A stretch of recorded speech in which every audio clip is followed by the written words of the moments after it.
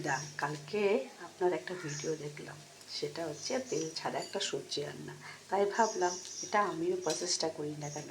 আপনাকে দেখেছিলাম শুকনো খোলায় গোটা জিরে ভাজতে, কিন্তু আমি এখানে একটুখানি নিজের আর একটু ক্যাপাসিটি অ্যাড করলাম। এখানে যেহেতু আমি করবো বাঁধাকপি, সেই জন্য গোটা গরম মশলা আর একটু শুকনো লঙ্কা, একটু গোটা ধনে আর গোটা জিরে এইগুলো ভেজে দিচ্ছি। যেহেতু এটা তেল ছাড়া রান্না করবো, তাই একটু ফোড়নে গোটা জিরে দেবো,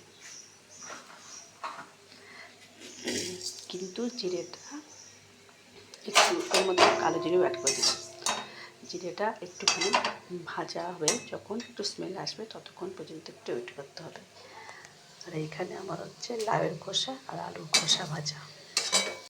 এই দুর্মূল্য বাজারে মানে সবই খাওয়া যায়, তাই না? একটু হালকা তেলে একটু ভেজে নিচ্ছি, খেতে খারাপ লাগবে না। এই যে জিরেটা একটু ভাজা ভাজা হয়ে গেছে, স্মেল বেরোচ্ছে, তখন এবার আমি এর মধ্যে দিয়ে দেবো টমেটো আর কাঁচা লঙ্কা। গলার জন্য দিয়ে দিচ্ছি একটু নুন।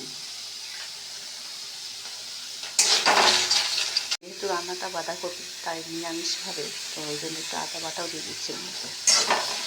এই যে মশলা দিয়েছিলাম, একটু জিরে গুঁড়ো, ধনে গুঁড়ো, লঙ্কার গুঁড়ো আর একটু হলুদ গুঁড়ো, একটু নুন দিয়ে টমেটোগুলোকে ভালো করে মিশিয়ে নিয়েছি মশলার সাথে।